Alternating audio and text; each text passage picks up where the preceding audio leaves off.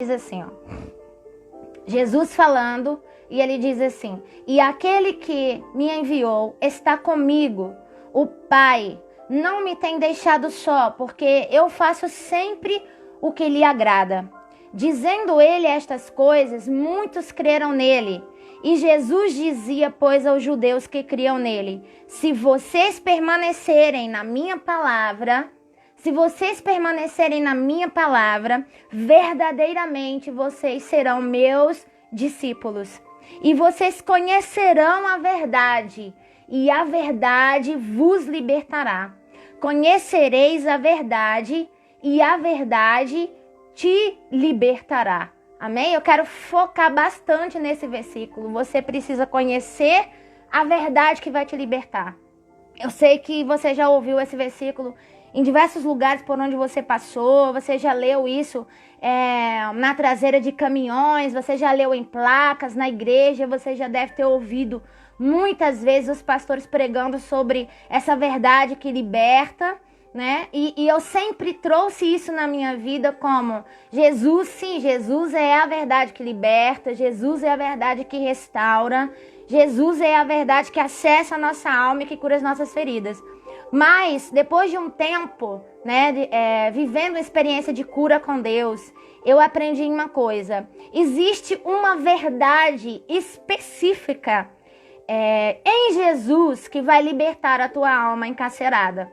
Porque para cada um de nós existem mentiras inventadas por Satanás que nos aprisionam. Satanás, ele é mestre em inventar mentiras. Ele é o pai de toda mentira. E ele vai fazer de tudo para que você viva a sua vida pautada e baseada numa mentira construída por ele. E eu estou falando isso baseado no meu testemunho pessoal, porque eu vivi uma vida dentro da igreja, né? Quando eu aceitei Jesus como Senhor e Salvador da minha vida, eu tinha 7 anos de idade. Então eu vivi a minha vida inteira dentro da igreja, né? Eu não tive uma vida de mundo, eu não tive uma vida de conhecer festas, baladas, bailes, né? Eu casei com 24 anos, nunca fui ficar namorando um monte de gente. Eu casei com 24 anos, casei virgem, né? Casei com propósito, casei porque eu sabia que a pessoa com quem eu estava casando ia somar no propósito da minha vida, né? E eu sabia que Deus ia nos unir por causa de um propósito. Então eu nunca fui uma pessoa que vivi de brincadeira, que vivi de festa em festa, né? Não foi assim que aconteceu comigo. Eu não vou ficar inventando histórias para que vocês me escutem, né? A gente tem que falar a verdade. Mas acontece que mesmo eu estando dentro da igreja, existia uma mentira gerada por Satanás que me conduziu dentro da igreja. E às vezes você vai falar: como ela pode estar falando isso? Que ela estava dentro da igreja e existia uma mentira de Satanás que atuava na vida dela. Irmão, se você já criou um passarinho na gaiola, né? Quando eu era criança, né? Eu tinha alguns passarinhos, infelizmente, me arrependo disso, né? Já pedi perdão a Jesus por isso. Mas eu criava periquitos, né? E eles viviam na gaiola e eu os alimentava, né? Eu colocava lá o alpiste, colocava lá a água para eles e tudo mais. E aqueles passarinhos, hoje eu estava pensando sobre isso, aqueles passarinhos, se eles fossem soltos, eles iam morrer, porque eles passaram a vida inteira ali presos dentro daquela gaiola, com alguém alimentando eles, com alguém colocando alpiste, com alguém colocando água, né? Com alguém limpando o ambiente onde eles viviam ali na gaiola. E o fato deles serem soltos e deles ganharem a liberdade não significaria necessariamente a liberdade, porque eles não sabiam procurar o alimento, eles não sabiam onde eles poderiam se proteger, eles ficam perdidos, às vezes eles caem em outras armadilhas, às vezes eles morrem, porque alguns predadores já estão esperando eles, e eles não sabem se defender, ninguém ensinou eles a se defender. Então, assim, quando você entra na igreja, né? Você está vivendo uma vida de mundo, você está vivendo uma vida de pecado, ou você está vivendo uma vida de engano. E o fato de você entrar na igreja, glória a Deus, você aceitou Jesus como Senhor e Salvador da sua vida, aleluia, né? Eu creio que vamos nos encontrar todos no céu. E agora o investimento de Satanás na tua vida, ele vai mudar de rumo, né? Antes ele fazia de tudo para que você perdesse a tua salvação. Agora ele sabe que você está dentro da igreja, que você está em Cristo, que você está vivendo um processo de santificação, que você está vivendo um processo de cura, que você está ali buscando se santificar. Então, a estratégia dele para a tua vida vai mudar, né? Vai mudar. Agora ele não vai mais trabalhar. Agora ele vai trabalhar para te privar da total liberdade, daquilo que Jesus tem para que você viva. Jesus diz assim na sua palavra: oi, Mônica Lopes, minha linda, shalom, seja bem-vinda, Antônio, Marinês, todos que entraram agora, Leila. Então, como eu estava falando, agora o alvo dele vai mudar, né? Ele não vai desistir primeiro de te atormentar, ele não vai desistir, porque Satanás, a Bíblia diz que ele veio para matar, ele veio para roubar, ele veio para destruir. Então, ele vai fazer com que você continue vivendo uma mentira, né? Eu sofro porque eu tenho que sofrer mesmo. A vida é assim mesmo. Ninguém me ama, ninguém me quer, ninguém liga pra mim, ninguém gosta de mim. Sabe? Quantas mentiras que o diabo fica falando na nossa mente para nos privar de ter uma vida plena em Deus. A vida que Jesus decidiu conquistar para nós. Então, o fato de eu ter me convertido aos 7 anos de idade, o fato de eu estar na igreja aos 7 anos de idade, não fez com que eu tivesse uma vida plena em Cristo. Porque existia uma mentira que regia a minha vida. E essa mentira era que eu era órfã. Essa mentira era que eu não era amada pelo meu pai. E eu tinha sido abandonada pelo meu pai, porque de todos os filhos, né? O meu pai, ele tem até que contar nos dedos os filhos que ele tem, né? Que com a minha mãe, ele tem a Lua, tem a Laneide, né? Foi uma filha de coração. E com a outra esposa, ele tem mais 4 filhos. E de todos esses filhos, de todos os filhos que o meu pai teve, resumindo, eu fui a única que não teve contato. Eu não tive contato com meu pai. Eu vi o meu pai, eu acho que se eu for tentar calcular as vezes que eu vi o meu pai em toda a minha vida, deve somatizar aí 10 vezes. E eu acho que eu tô jogando pra cima, né? Talvez eu tenha visto muito menos do que isso. Eu tenho 37 anos, completei esse mês, então vamos dizer que no decorrer de toda a minha vida eu tenha visto meu pai 10 vezes, imagine. E jogando pra cima, número pra cima, sendo generosa. Então, assim, por mais que a minha mãe, ela se esforçou para ser minha mãe e fazer de tudo para me criar, me dando educação e me dando amor, o vazio da falta do meu pai, ele existia e ele era latente dentro de mim, né? E as perguntas que me vinham na mente sempre era: por quê? Por que de todos os filhos eu fui a única filha que ele não quis? Por que ele não queria que a minha mãe me tivesse? Porque ele não quis me aceitar quando os médicos disseram que eu ia nascer deformada, ou que eu ia nascer cega, que eu ia nascer surda, que eu tinha só 5% de chance de nascer perfeita. Por que ele não me aceitou? Por que ele quis? Por que ele não lutou por mim? E essas perguntas, elas me bombardeavam. E isso começou a desenvolver em mim muita coisa, muita coisa. Desde eu era uma criança, mas eu já era uma criança muito deprimida, né? Eu lembro que muitas vezes eu ia dormir chorando, mesmo sem a minha mãe saber, né? Eu tinha muito medo de que a minha mãe morresse, de que eu ficasse sozinha. Eu tinha muito medo de que eu tivesse que morar dentro da casa dos parentes. Eu tinha um sentimento de rejeição muito forte. Então, se chegasse a professora, falasse com as minhas amiguinhas, não falasse comigo, aquilo já me magoava profundamente, já me fazia chorar, já me fazia né, entrar, né, e ficar introspectiva, remoendo aquilo. Um monte de sentimento ruim, difícil foi desenvolvendo na minha vida. E eu já estava na igreja, né? Eu já tinha 7 anos, eu já estava na igreja, eu já tinha começado a aprender sobre o amor de Jesus, Deus me deu uma nova família, Deus me fez conhecer muitas pessoas que me amaram, mas eu não conseguia enxergar essa paternidade de Deus, porque como que você vai enxergar um Deus que é pai, sendo que você nunca teve uma figura de um pai? Né? Eu nunca tive a figura de um pai. Eu nunca fui numa festa de Dia dos Pais na escola, Dia dos Pais. Nunca soube o que foi ir numa reunião de pais e o meu pai estar. Ou Dia dos Pais, eu ter o meu pai perto de mim. Ou eu saber o que é o meu pai me buscar para me levar para passear na praça.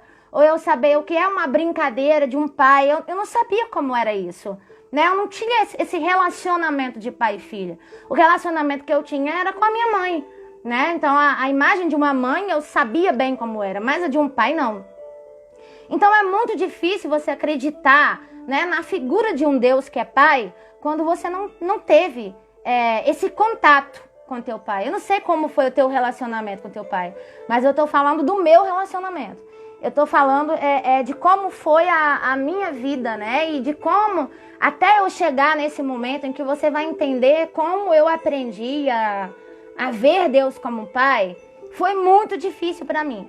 Então eu desenvolvi várias coisas, né? Desenvolvi várias coisas, entre crise de ansiedade, entre ser uma criança diferente das outras crianças. Hoje eu olho para trás e eu me vejo assim, que eu era uma criança diferente das outras crianças, né? Muito ressentida, muito magoada. Eu desenvolvi um ódio muito grande. Eu conseguia odiar com todo o meu coração, sabe? Com toda a intensidade do meu coração. A ponto de, se você me magoasse, eu olhar para você e falar: eu nunca mais vou olhar na sua cara. Eu nunca mais olhava na sua cara. Com 8 anos eu já era assim. Entende? Então não tinha ninguém que me fizesse voltar atrás. Minha mãe não ia conseguir me fazer voltar atrás, ninguém ia conseguir me fazer voltar atrás. Se você me magoasse, se você me ferisse, eu nunca mais olhava na sua cara e ponto final. Eu podia ficar anos sem olhar pra você. E se eu dissesse que eu nunca mais ia falar com você, eu nunca mais ia falar com você. Você entende isso? Então esse nível de amargura, de ressentimento, de ódio, de solidão, de ira, tudo isso estava dentro de mim de uma maneira muito latente. Então, assim, de revidar rapidamente, sabe? Se alguém falasse alguma coisa comigo e eu tinha uma resposta na língua para poder dar, não tinha papa mesmo, assim, na língua para algumas afrontas, para algumas coisas, porque por causa da mágoa, por causa do abandono, principalmente por causa da rejeição. Eu acho que a pior ferida na alma de alguém é a rejeição. Né? Quando eu acho que a figura de autoridade sobre a nossa vida, ela é muito importante. Aquilo que você recebe do teu pai, aquilo que você recebe da tua mãe, vai contigo para sempre, né? Vai determinar tuas escolhas, vai determinar os teus relacionamentos, com certeza vai determinar a pessoa que você vai escolher para casar, vai determinar a tua sexualidade, principalmente a tua sexualidade, também vai afetar. Né? Então, assim, quando eu começo a discipular as meninas, eu sempre falo para elas assim, que eu acho que eu casei por um milagre, assim. Eu não sei como é que eu casei, né? Quando eu vi, eu tava casada. Foi assim que Jesus fez comigo, porque de outra maneira eu não teria casado, porque eu lembro que aos 12 anos eu tinha ódio de qualquer figura masculina, né? Eu olhava assim e eu falava assim, que os homens não prestam. Os homens não prestam, né? Mas na verdade não é que os homens não prestavam. É que a figura de paternidade que eu tive me feriu. Me magoou, me abandonou, me rejeitou. E aquela ferida estava dentro de mim. E a mágoa que eu tinha era muito profunda. Então, para mim, os homens não prestavam. Então, e eu falava isso abertamente com as minhas amigas. Eu falava para elas assim, não sei como que vocês ficam falando em namorar. Que mané namorar? Eu quero estudar, eu quero trabalhar, eu quero ter a minha casa, eu quero ter o meu carro. E eu não quero saber de conversa com homem nenhum, porque homem não presta, homem não vale nada. Então, era isso que eu falava, né? Mas isso não significava que os homens não prestavam. Isso significava que eu tinha uma mágoa muito profunda dentro de mim que precisava ser resolvida. Era algo meu dentro de mim. A falta de paternidade fez isso comigo, né? A falta da figura de um pai que me amasse. Aos 7 anos eu tive que começar a trabalhar, né? Minha mãe tá aqui na live e ela pode confirmar isso. O Hitson tá aqui também, né? Várias pessoas da minha família que tá aqui sabem disso. Aos 7 anos de idade, a minha mãe vendia, ela fazia, eu não sei como é que vocês chamam aqui. Lá na minha terra a gente chama din-din. Alguns lugares chama sacolé, não sei, digita aí como é que vocês chamam aqui. É aquele suco que a gente coloca no saquinho, né? E coloca no congelador para virar uma espécie de picolé, né? E a minha mãe fazia din-din, né? E ela colocava numa caixa de isopor e ela fazia sorvete também. E eu tinha 7 anos e na minha cidade tem uma feira livre, na segunda-feira. E eu estudava à tarde, né? No Felinto Elise, eu lembro muito bem dessa época. E pela manhã eu vendia sacolé na rua. Mentira, eu não estudava no Felinto Elise. Eu estudava numa escola particular. Na minha rua agora, no Sagrada Família, eu lembro disso. E eu vendia já sacolé com essa idade. E o dinheiro desse din-din, a minha mãe usava para poder pagar a minha escola. Então, ou seja, com 7 anos de idade, eu já tive que começar a trabalhar para poder ajudar a minha mãe. Porque nunca foi fácil pra gente, né? Minha mãe vendia, eu lembro que na época minha mãe vendia Hermes, minha mãe vendia Demilos, minha mãe ia para uma cidade no Nordeste que chama Caruaru, Santa Cruz, e ela comprava roupas, né? E ela saía vendendo de porta em porta. E nesse período a gente morou de favor na casa da minha avó durante um tempo. E o período que eu não estava na rua vendendo sacolé, eu estava em casa vendendo sacolé também, porque as pessoas vinham comprar no portão. E quando não estava assim, depois a minha mãe começou a vender cachorro-quente na rua e a gente começou a vender cachorro-quente junto. Então, assim, uma infância muito difícil, né? Não foi uma infância normal de uma criança que tem tempo para ficar brincando, que vai para a rua brincar com as coleguinhas. Não, eu já cresci pegando no pesado, já trabalhando junto com a minha mãe. Não tinha solução, não tinha outra escolha, né? Então, assim, essa dependência de alguém que me sustentasse, eu também não tinha, porque eu tinha que ajudar a minha mãe nesse processo. E isso também trazia sobre mim muita amargura, porque até então eu via, né, eu não sabia como era a vida dos meus irmãos com meu pai, mas eu imaginava que eles estudavam em escolas que fosse paga por ele e que vestissem roupas boas, que ele comprasse, que eles mesmos não tivessem que trabalhar para poder se sustentar. E eu com 7 anos de idade, com 8 anos, com 9 anos, com 10 anos, com 11 anos, com 14, com 15 anos, eu trabalhava já para me sustentar, né? Junto com a minha mãe. Então, assim, para mim, era muito difícil acreditar num Deus que é pai. Porque como eu ia acreditar num Deus que é pai? E na minha cabeça, eu não conseguia enxergar essa paternidade de Deus. Um Deus que cuida, um Deus que protege, um Deus que está perto. Eu estava na igreja porque a igreja era um ambiente de afago para mim, né? A igreja era um ambiente de graça na minha vida, porque eu recebia muito amor da parte dos irmãos da igreja, né? Tinha pessoas que me buscavam na minha casa, que me levavam para a escola dominical, que depois me levavam de volta para casa. Essa é a segunda parte. Essa é a parte onde eu consigo hoje ver a paternidade de Deus na minha vida. Hoje eu consigo ver. Hoje eu consigo ver na figura de várias pessoas, assim. Os milagres que aconteciam na minha vida era assim, sobrenatural, né? A ponto de a minha mãe não ter dinheiro para comprar material da escola particular, né? E minha mãe não tinha dinheiro para comprar material, assim, e, tipo, na semana, no limite do limite, alguém chegar e abençoar minha mãe com o meu material escolar. Então, assim, hoje eu olho e hoje eu vejo essa paternidade. Hoje eu consigo olhar para trás e ver esse cuidado que Deus tinha na minha vida, esse direcionamento do Pai na minha vida, esse guardar do Pai na minha vida. Hoje, com 37 anos de idade, mas até os... Vou dizer aqui, eu acho que mais ou menos os 30 anos de idade, até os 30 anos de idade, já morando aqui em Petrópolis, eu ainda não conseguia enxergar Deus como Pai. Né? Foi muito difícil para mim, muito complicado para mim acreditar que Deus era o meu Pai. Eu lembro, irmãos, que quando eu era criança, é tão interessante isso, hoje eu lembro, hoje eu conto tudo isso pra você, sem ficar chorando, sem ficar... Porque é muita cura de Deus na minha vida, né? E eu me submeto a isso, eu me permito que Ele me abra mesmo, examine meu coração e tire de mim o que não presta. Eu falo direto pra Jesus, eu falo, Jesus, eu não me importo que vai doer, eu quero ser curada. Sabe? Eu quero ser curada. Não, eu não me importo que isso vai mexer comigo, porque mexe, sabe? Quando você começa um processo de cura, não é fácil, irmão. Não é fácil você se submeter a ser curado. Não é fácil você chegar para alguém e confessar a sua dor.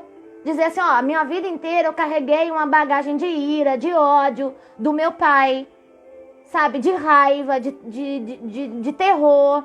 É difícil para mim acreditar que Deus cuida de mim. Sabe? Mas assim, quando você é verdadeiro, quando você consegue colocar o seu coração e você não se omite, você não usa uma capa de sacerdote, de não, eu sou santo, uma vez eu aceitei Jesus, eu estou curado, me escute, que você vai viver feliz, sabe? Mas quando você olha e fala assim, cara, eu sou ser humano, eu fui órfão, passei por um monte de coisa mesmo, eu preciso ser curada, eu não estou totalmente curada, eu estou num processo de cura, eu tenho ainda mágoa que precisa sair de dentro de mim, tem rancor que precisa sair de dentro de mim, preciso liberar perdão para os meus pais, preciso liberar perdão para quem me ofendeu. Aí Jesus começa a entrar e Ele começa a curar.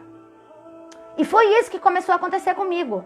Eu lembro, né, algumas meninas da Luz estão aqui, a Rose e a Leonice, principalmente vocês duas, né? Muito importante vocês estarem aqui, porque vocês acompanharam de perto isso, né? Essa cura, além do meu esposo. Desculpa estar falando muito rápido, deixando vocês tontos aí, né? Se vocês não estiverem conseguindo me entender, vocês escrevam aí, tá? Que eu vou tentar falar um pouco mais devagar.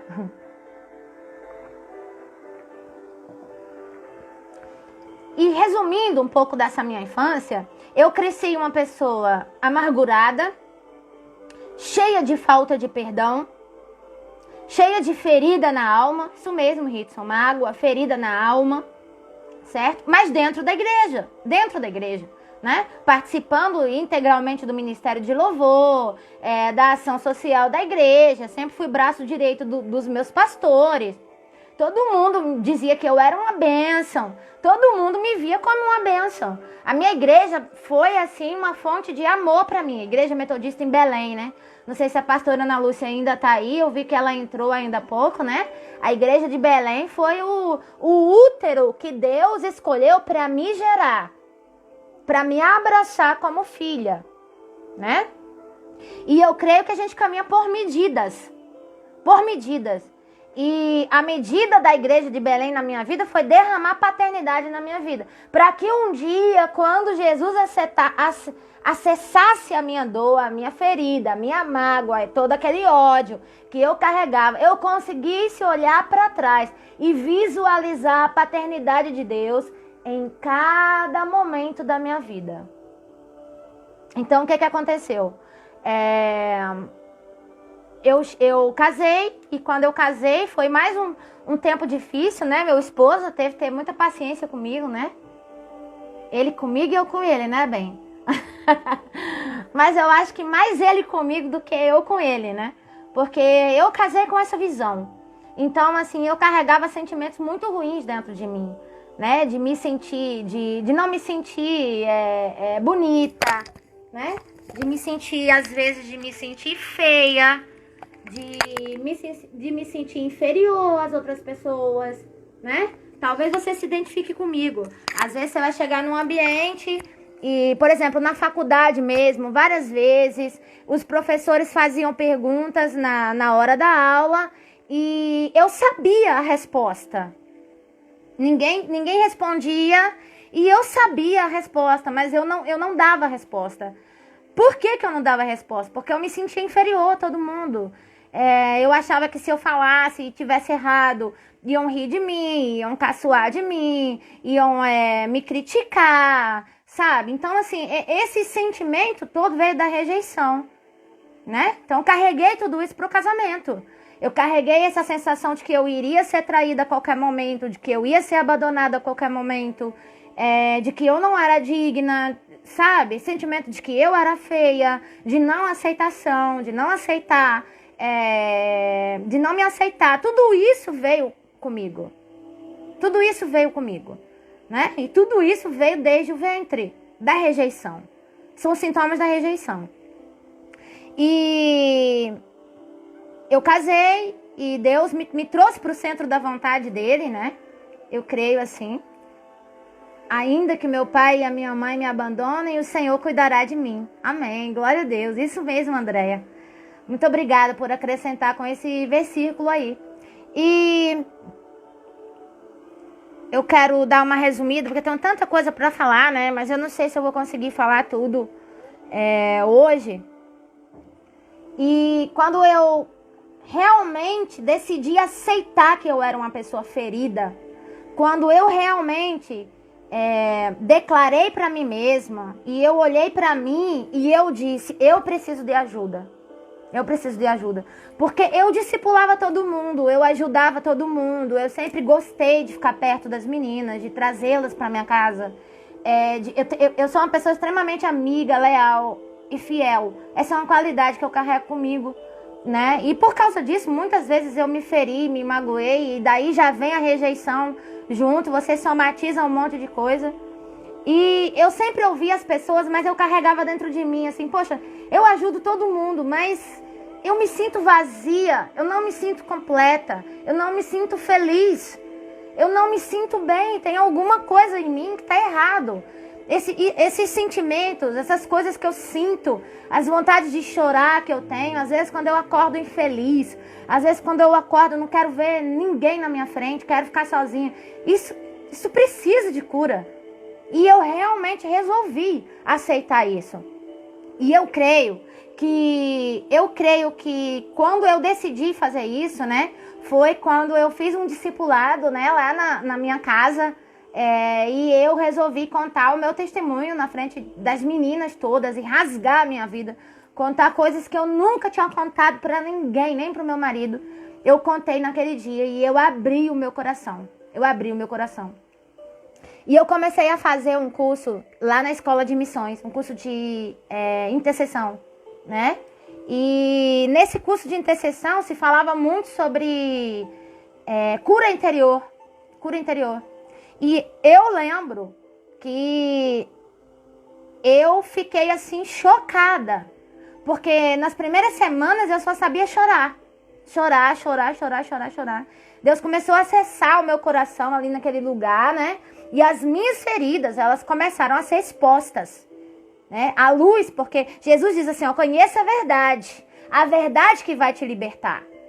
Né? E a mentira que me dirigiu a vida inteira é que eu era uma órfã, que o meu pai tinha me abandonado, que eu não era amada. E por causa desse sentimento que eu tinha com meu pai, eu carregava também esse sentimento com Deus. Esse sentimento de rejeição, de ter sido rejeitada por Deus, de não ser amada por Deus, de não ser querida por Deus, ou de não orar. Sabe o que eu fazia quando eu era criança? Chega a ser até engraçado. Eu lembro que quando eu queria uma coisa, eu já carregava dentro de mim um peso tão grande de rejeição, que quando eu queria alguma coisa, eu orava o contrário. Era assim, tipo assim, tava chegando o dia das crianças e eu queria ganhar uma boneca. E na minha cabeça, Deus fazia de tudo para me machucar. Na minha cabeça, Deus fazia de tudo para me ferir. E eu não conseguia acessar esse cuidado, esse carinho de Deus ainda. Então eu orava o contrário. Eu falava assim, eu não quero ganhar uma boneca. Eu detesto bonecas. Mas na verdade, eu estava falando isso porque eu achava que se eu falasse isso, Deus ia fazer com que eu ganhasse uma boneca. Só para você poder sentir o nível de amargura que eu carregava dentro de mim. E de raiva, de ódio que eu carregava dentro de mim. Isso na nossa vida, irmão, precisa de um processo, sabe?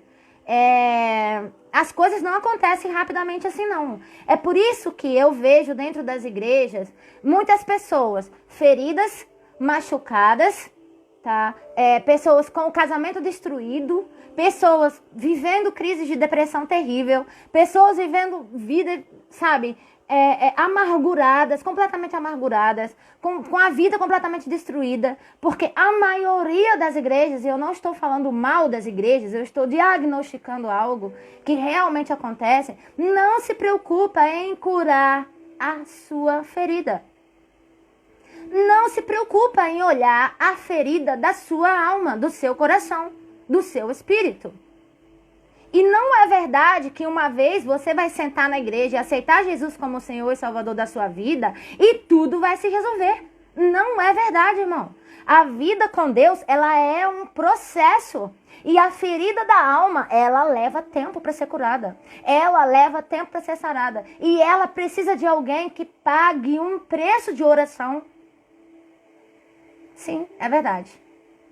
Quando a gente tem uma ferida na alma, a gente precisa de alguém que olhe para nós, enxergue além de nós, enxergue a nossa dor. A gente precisa de alguém que olhe para nós e enxergue além da nossa aparência. Essa semana eu postei uma foto no Facebook, diz assim, por trás de um adulto difícil, existe uma criança ferida. Irmãos, quantas pessoas estão na igreja, dentro da igreja, estão feridas. Estão feridas, não como eu estava.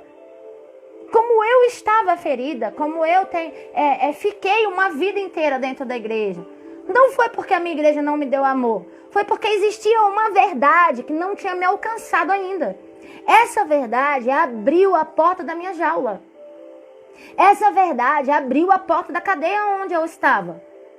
Existe uma chave. Eu ouvi uma frase do Augusto Cury, uma live que ele fez com a filha dele essa semana. Uma frase muito interessante. Ele disse o seguinte, não existe mentes impenetráveis. Existem chaves erradas. Ou seja, para cada ferida da tua alma, vai vir uma palavra que vai acessar aquela jaula. Porque, irmãos, eu participei de um curso de cura com a Neuza Tioca na cidade de Anta. Foi um privilégio, meu. Olha, vocês não têm noção de como foi para mim viver aquele tempo ali. Eu participei de um seminário de cura interior com a Neuza Tioca. E em um momento, numa das ministrações, eu tive uma visão sobre mim. E eu me vi, irmãos, e não foi numa jaula só não. Eram várias jaulas assim. E eu me vi em todas elas. E para cada jaula daquela foi uma ferida. E Jesus me mostrava, ó, você entrou aqui quando você recebeu essa palavra e você foi ferida. E aqui foi essa palavra que você recebeu e você foi ferida. E aqui foi isso que aconteceu e você foi ferida. E eu fui deixando que aquela ferida entrasse em mim e aquilo ali foi criando jaulas, aprisionando a minha alma, aprisionando a minha vida, aprisionando meu coração. Eu estou falando de mim. Eu estou abrindo meu coração para você. Sem medo. Até porque tem um monte de gente da minha família e eu acho que eles nunca me viram falando assim. Mas eu não tenho medo de expor quem eu sou. Eu não tenho medo de falar sobre mim para você. Se isso vai ser uma chave para virar na tua vida, que você vai sair de dentro dessa jaula, então eu vou me expor.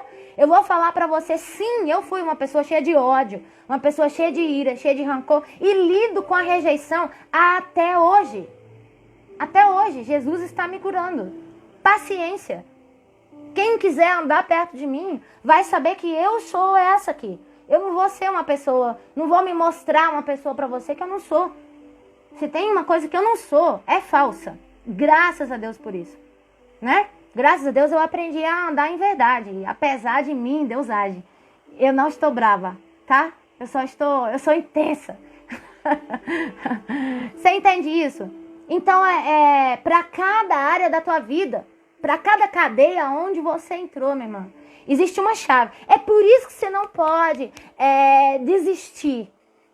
Você entende? É de medida em medida, é de glória em glória que você vai sendo curado. A cada palavra que você recebe, a cada live que você assiste, a cada curso de cura que você faz, a cada seminário que você faz, a cada pregação que você ouve, a cada louvor que você ouve, é uma medida, uma medida. Deus derrama uma medida de cura, é uma medida de restauração, uma medida, sabe, de amor. E aí você vai sendo liberto, liberto, liberto. E Deus vai te construindo, Ele vai te construindo, Ele vai construindo você, Ele vai fazendo de você um tabernáculo para que Ele venha morar em você. Porque Deus não pode morar num coração cheio de ódio. Hoje vocês olham para mim, né? Muita gente fala, eu queria tanto ter intimidade, eu queria tanto ouvir a voz de Jesus, que lindo, eu vou fazer um quarto de Jesus na minha casa também. É maravilhoso, irmãos, mas existe um preço de renúncia, existe um preço de se submeter, porque passar por libertação não é fácil. Deixar Jesus entrar aí, nessa ferida que você esconde a vida inteira, e você nunca teve coragem de falar para alguém, não é fácil. Não é fácil você olhar e você contar para alguém aquilo que está dentro de você. Talvez você tenha sido tocado indevidamente na tua infância. Talvez você passou por um abuso e você nunca teve coragem de falar isso. E aí Satanás está aí, aprisionando tua mente dentro de uma mentira. A mentira que você não é uma amada, a mentira que você é um objeto, a mentira que você é rejeitada, a mentira, sabe, tanta coisa que não é verdade. Assim como na minha vida foi uma mentira que me dirigiu a vida inteira, mesmo eu estando dentro da igreja. Até que a luz do Senhor viesse, brilhasse na minha mente. E eu pudesse olhar e dizer assim, cara, eu sou uma pessoa ferida. Eu preciso de ajuda. Eu tive que chegar a esse nível de reconhecimento. Eu tive que parar e dizer, eu preciso de ajuda. Eu preciso de cura. Eu preciso de que Jesus me toque. Que Jesus me restaure, de que Jesus me liberte. Isso mesmo, Evane, é difícil, a gente reluta mesmo. A gente reluta. Quantas vezes, irmãos, eu descia da escola de missões chorando. E você sabe o que eu falava? Eu não volto mais naquele lugar. Eu não preciso passar por isso. Eu não preciso ouvir isso. Eu não preciso que as pessoas falem comigo dessa maneira. E eu voltava para casa chorando, né? Falando que nunca mais ia voltar lá. Mas aí quando eu chegava em casa, o Espírito Santo ia trabalhando no meu coração. Ele ia trabalhando na minha mente. E eu, sabe, começava a entender. Eu falava, não, eu não posso desistir. Eu tenho que continuar. Eu não posso voltar atrás. Porque eu preciso de ajuda. Eu não consigo mais viver assim. Eu não consigo mais viver afundada na mágoa, sentindo tanto ódio do meu pai, sem conseguir nem ouvir falar o nome dele, sem conseguir nem, nem nada. Como que eu podia ir para o céu desse jeito? Como que eu podia ter a salvação desse jeito? Como que eu podia ter intimidade com Jesus desse jeito? Como que Jesus ia morar no meu coração cheio de ódio, cheio de craca, cheio de rancor, cheio de negridão, cheio de trevas? Como? Não tinha como. E sabe o que aconteceu comigo? Vou contar pra vocês. Um dia eu tava subindo, eu não sei se a Dani tá aqui nessa live, a Dani do Marconi, ela tava no carro comigo, talvez ela lembre desse dia. Nós estávamos subindo para a escola de missões, né? Ainda no curso de intercessão. E eu lembro que no meio do caminho, na subida para Teresópolis, a minha irmã, ela me mandou um WhatsApp. E não sei se a minha irmã está aí na live também. Acho que tá, eu vi ela subindo. E esse WhatsApp eram 3 fotos do meu pai. Gente, eu acho que tinha uns 20 anos que eu não via o meu pai. Uns 20 anos mesmo, assim. Sério mesmo. Não tinha notícia dele direito, né? troquei algumas mensagens por MSN com ele, muito, naquela época era MSN, né? Mas assim, não tinha contato com ele e tal. E eu recebi um WhatsApp da minha irmã subindo a serra. Estávamos a Dani, eu não sei se a Fabiana, eu não sei quem estava com a gente no carro, mas eu sei que a Dani estava. E eu lembro que eu vi as fotos do meu pai assim, e eu fui muito mexida naquele momento, né? Isso, minha irmã, isso mesmo, minha irmã mandou aí, ó. A Ivane colocou, me senti enganada por mim mesma, porque eu achei que tinha superado, mas no fundo da minha alma eu havia guardado aquilo bem guardado e camuflei. Isso mesmo. A minha irmã tá falando aí, ó, as fotos dele barbudo e maltrapilho. Isso mesmo, minha irmã me mandou 3 fotos do meu pai. E eu tomei um susto, assim, quando eu olhei para aquelas fotos no celular. E a partir dali, nós passamos o resto da viagem, eu contando para as meninas. Você vê como é que é o mover de Deus, o mover do Espírito Santo. Você estava no carro, Renata? O mover do Senhor dentro de nós é muito tremendo, porque na verdade Deus usou a minha irmã naquele momento, porque na verdade ali naquela subida da serra, nós subíamos na sexta-feira à noite, aí nós tomávamos uma sopa maravilhosa, nós dormíamos todas no quarto, né, que tem beliches lá, é muito bom, foi um tempo muito de Deus, o tempo de escola de missões. Eu chego a ficar emocionada quando eu falo daquele lugar, sabe? E assim, nós dormíamos todas juntas. E nós subimos conversando, né? Comecei a contar para as meninas sobre como meu pai me abandonou, como ele traiu minha mãe. Só coisa pesadona, né? Dentro do carro, ok. Nós chegamos na escola de missões e nós continuamos conversando sobre isso, eu lembro. Aí a gente jantou, voltou pro quarto e a gente ficava conversando até tarde, rindo e tal. E eu dormi, né? E no que eu dormi, eu tive um sonho naquela noite. Eu sonhei que eu estava com um cabo de vassoura, né? Não é pra rir não, hein? Eu sonhei que eu estava com um cabo de vassoura e eu batia muito no meu padrasto, muito. E eu batia nele e eu falava assim, você não é o meu pai, você não é o meu pai, você não é o meu pai. E o mais interessante é que no sonho, ele não se defendia. Ele fazia assim e o cabo de vassoura acertava ele, mas ele não se defendia. E eu acordei assim, meio tonta de manhã, né? Não sei se a Renata vai lembrar disso aí, né? Eu acordei meio tonta de manhã e eu falei para as meninas assim, gente do céu, eu não consegui descansar, porque eu passei a noite inteira sonhando, batendo no meu padrasto. E as meninas começaram a rir, né? Eu contando para elas a cena que eu pegava o cabo de vassoura e eu espancava o meu padrasto no sonho e tal, as meninas rindo.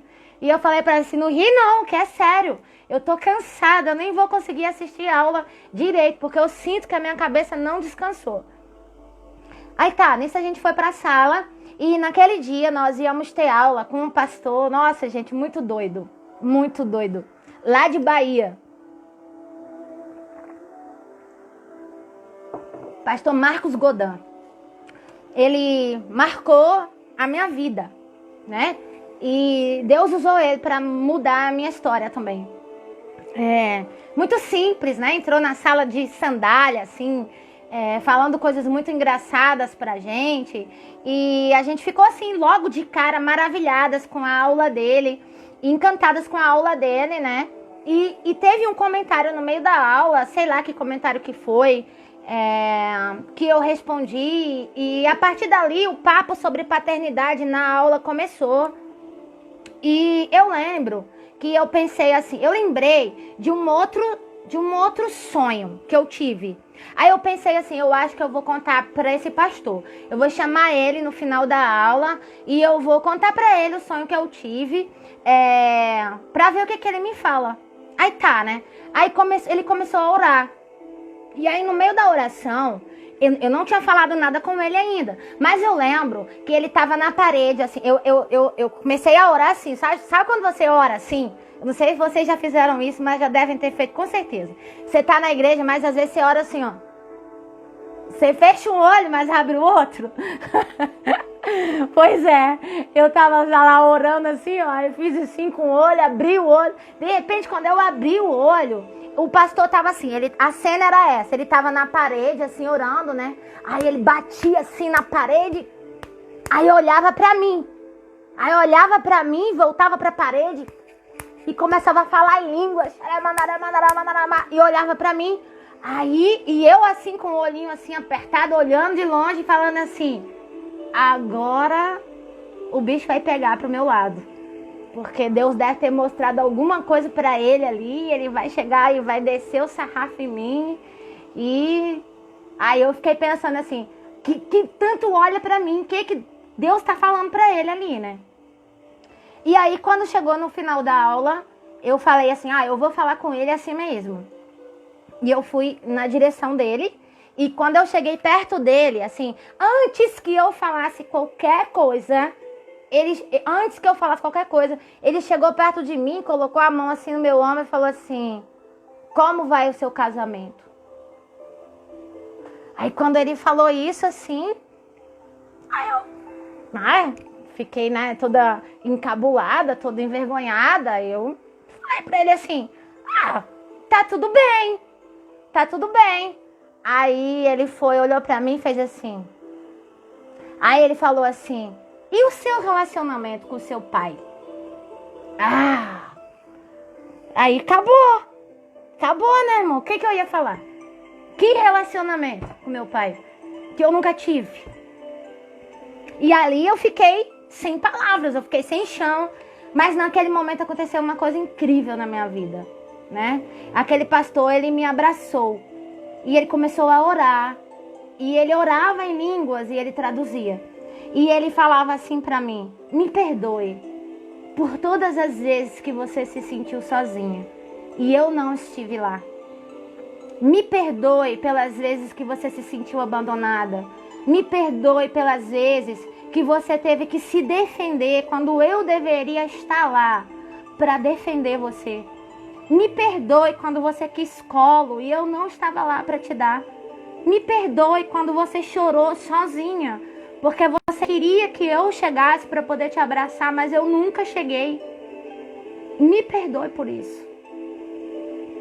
E foi muito lindo assim, porque logo em seguida, irmãos, ele não sabia nada do sonho que eu tinha tido com meu padrasto. Renata tá dizendo aí, foi lindo naquele dia, né? Ainda bem que tem provas aí, testemunhos, que eu estou falando a verdade. E naquele dia, naquele momento, ele olhou pra mim, e eu não tinha falado nada até aquele momento.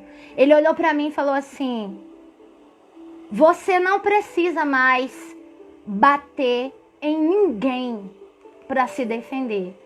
Porque agora você tem um pai que te defende e que cuida de você. 20 segundos vai cair a live. Eu vou voltar, tá? E vou continuar falando, vocês entrem rapidamente. E ele falou: agora você não precisa mais bater em ninguém para se defender, porque você tem um pai que te defende. Você tem um pai que cuida de você. Você tem um pai que está com você.